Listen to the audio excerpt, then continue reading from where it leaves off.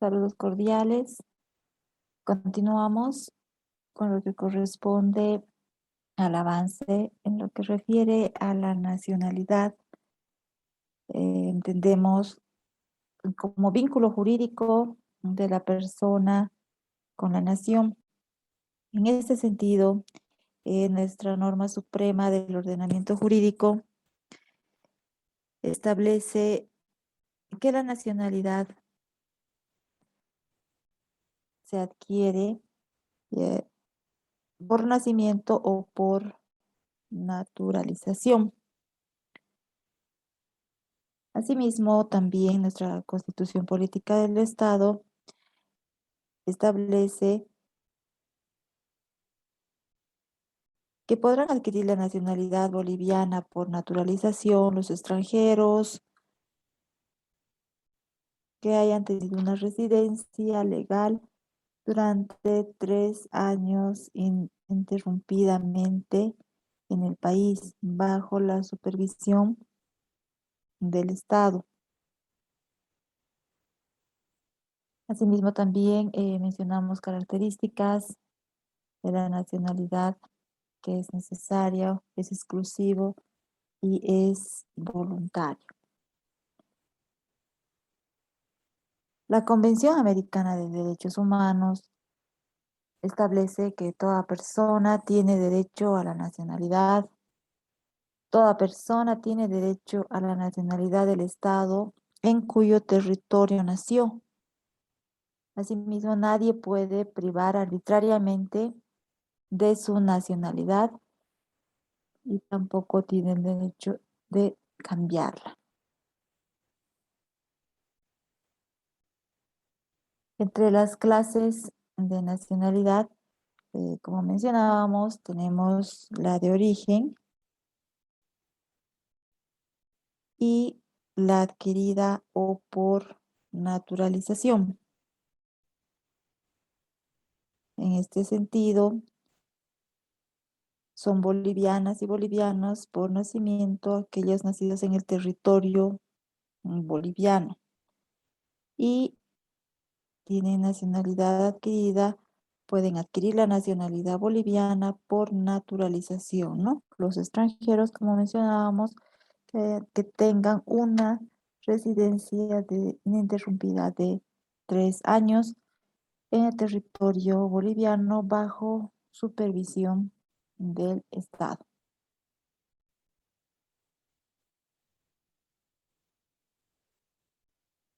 En cuanto refiere a la ciudadanía, según Ciro Félix Trigo, menciona que la ciudadanía es una cualidad que habilita a una persona para el ejercicio de todos los derechos públicos, políticos y comporta deberes y responsabilidades correlativas respecto al Estado.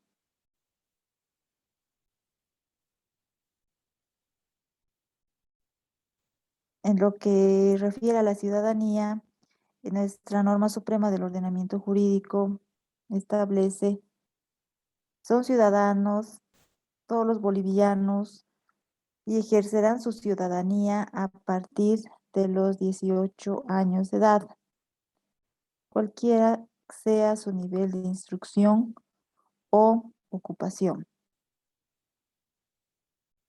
La ciudadanía consiste en concurrir como elector o elegible a la formación y al ejercicio de funciones en los órganos del poder público.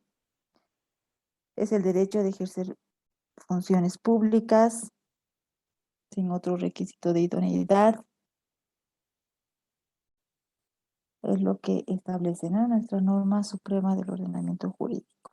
Ejercemos nuestra ciudadanía a partir de los 18 años de edad.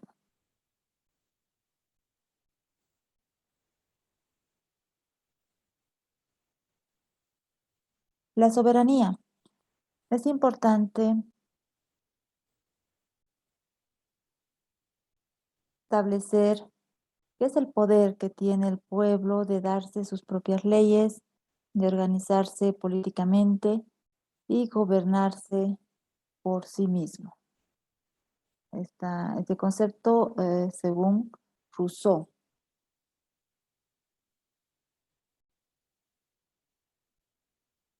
Entre sus características tenemos que es una,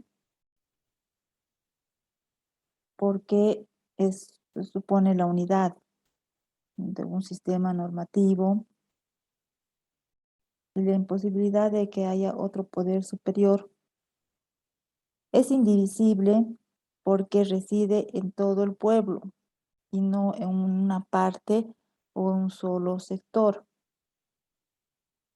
Asimismo, es inalienable porque siendo el pueblo el titular de la soberanía, no puede cederla, despojarse de ella, asimismo no puede renunciar. Otra característica es imprescriptible, porque como el pueblo es permanente, imperecedero y la soberanía reside en él, no hay límites, no hay términos que limiten en el tiempo.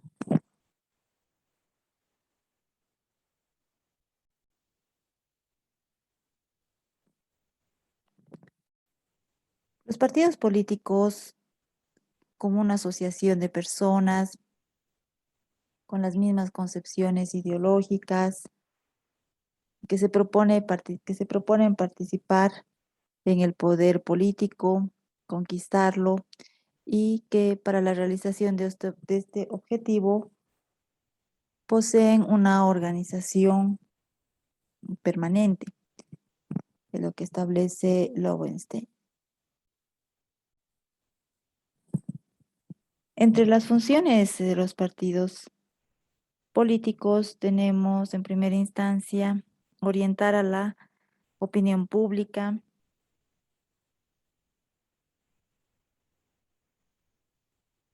Esta función de estas organizaciones se dirige a orientar a la opinión en general y a los ciudadanos en particular sobre las tareas que debe cumplir el pueblo en ejercicio y en expresión de su soberanía. También tenemos otra función que es la función electoral, que consiste en el proselitismo que despliega cada partido en base a un programa ideológico y de gobierno.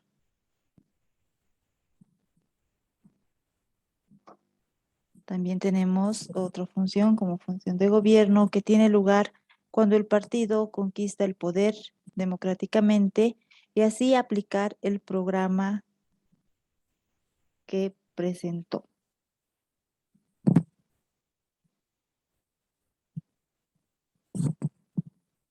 La ley de partidos políticos número 1983 establece que los partidos políticos son personas jurídicas de derecho público y sin fines de lucro que participan por medios lícitos, democráticos, en la conformación de poderes públicos.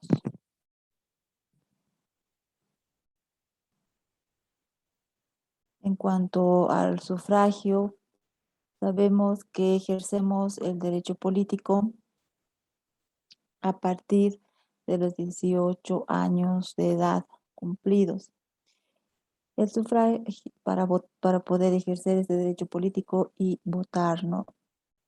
Correspondientemente. Es un acto por el cual el ciudadano expresa su voluntad en ejercicio de sus derechos políticos para la constitución de los órganos de gobierno.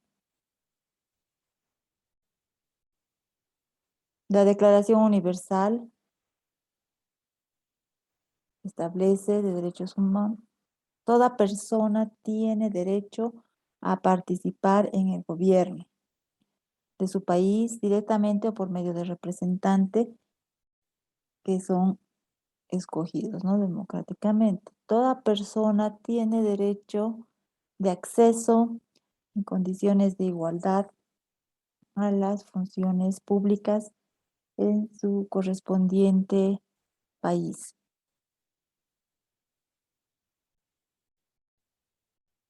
También establece la Declaración Universal de los Derechos del Hombre. La voluntad del pueblo es la base de la autoridad del poder público.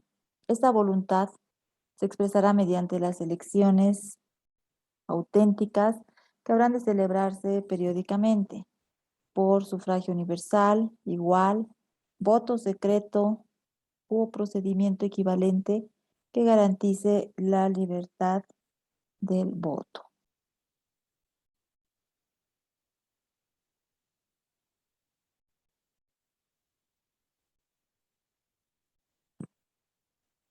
En cuanto a la naturaleza del sufragio, diversas teorías establecen que es un derecho natural, conforme a la doctrina del contrato social de Rousseau, que es inherente a la persona. También se establece que es un derecho político, toda vez que el sufragio es un derecho público. Y en cuanto a la función pública, diferentes tratadistas establecen el sufragio es una función pública que los ciudadanos deben cumplir para formar los órganos de gobierno.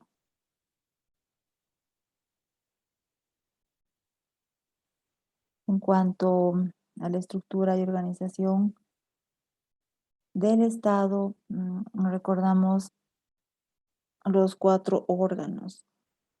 En este sentido, el órgano legislativo, la Asamblea Legislativa Plurinacional, está compuesta por las dos cámaras, la Cámara de Diputados, compuesta por 130 miembros, la Cámara de Senadores por 36 miembros.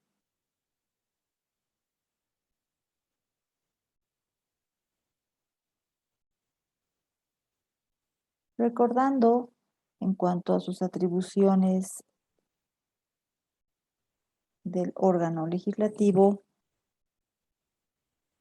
en primera instancia sabemos que tiene las diferentes eh, atribuciones legislativas,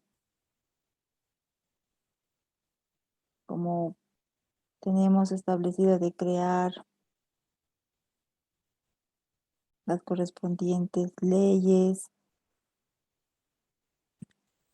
abrogarlas, derogarlas, modificarlas, interpretarlas, que es la función más relevante.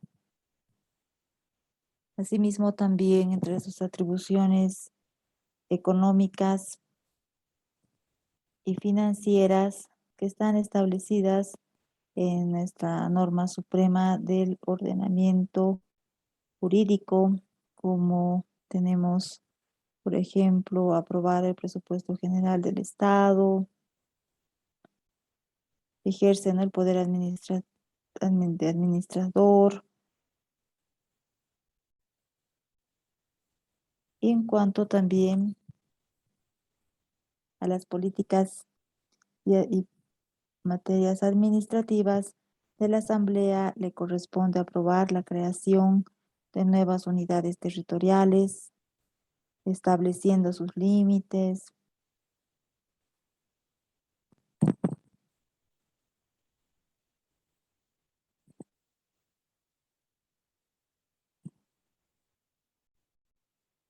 Asimismo, también tenemos entre sus atribuciones en materia del legislativo aprobar los efectivos militares que deben mantenerse en tiempo de paz, autorizar el tránsito de tropas extranjeras. En lo que refiere a las atribuciones en el ámbito universitario, toda vez que las universidades son autónomas en la administración, ¿no?, de los recursos, aprobación y elaboración de presupuestos, asimismo también en la celebración de sus contratos, la celebración de los contratos para realizar sus empréstitos con garantías de los bienes. Estos deben ser autorizados por el legislativo. Así también se debe autorizar la enajenación de sus bienes. Y en lo que refiere al orden judicial, se establece que la Asamblea debe autorizar el enjuiciamiento del presidente, vicepresidente del Estado, asimismo juzgar los miembros del Tribunal Constitucional, Tribunal Supremo de Justicia, Tribunal Agroambiental.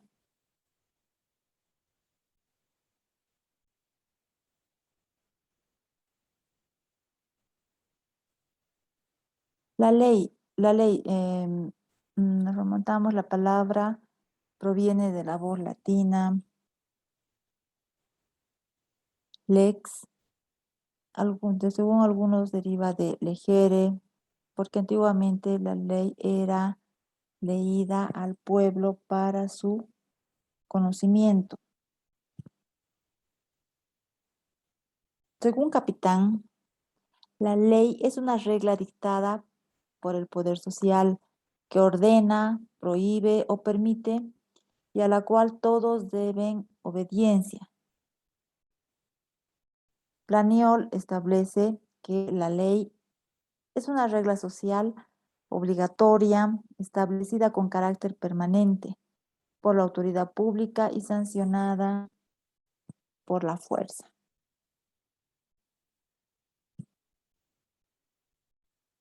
Entre sus características tenemos que es general. ¿Por qué? Porque es para todos. Se aplica tanto a los gobernantes como a los gobernados. La ley es obligatoria porque es la decisión de la voluntad general superior a las voluntades individuales, expresadas a través de los poderes constituidos. En lo que refiere es permanente, este principio nace y aplica, ¿no?, en cuanto a la vida social, que son permanentes y no transitorias. Algunas leyes son de carácter temporal, aplicadas a circunstancias momentáneas, con excepción. Asimismo, la ley es coactiva porque se aplica en casos de incumplimiento por la fuerza de una autoridad competente, cuando sea necesaria, es decir, cuando exista resistencia al cumplimiento.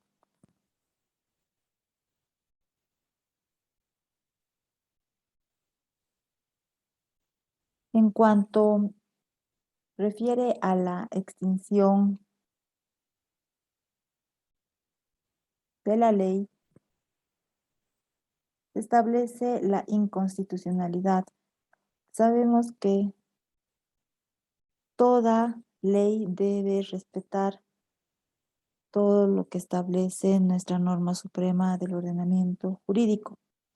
Y cuando una ley contradice lo establecido en la Constitución Política del Estado, y en este caso se establece la correspondiente, ¿no?, acción de inconstitucionalidad, sale procedente, entonces se extingue.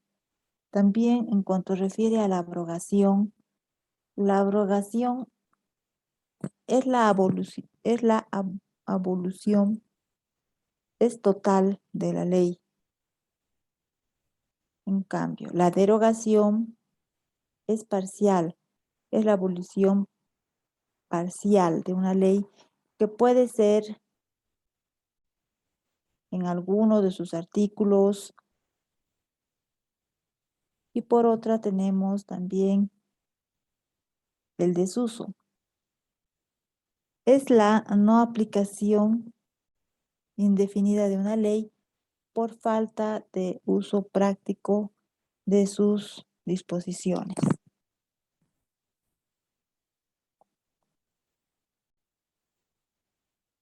Muchas gracias por su atención. Gracias.